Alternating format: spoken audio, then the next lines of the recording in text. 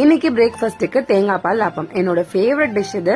But நான் வந்து ஒரு கிளாஸ் ஃபுல்லா தேங்காய் பாலா சக்கரை போடாம எடுத்திருந்தேன். டீடாக்ஸ்க்காக இன்னைக்கு ஒரு வாட்டர் ட்ரை பண்ணியிருந்தேன்.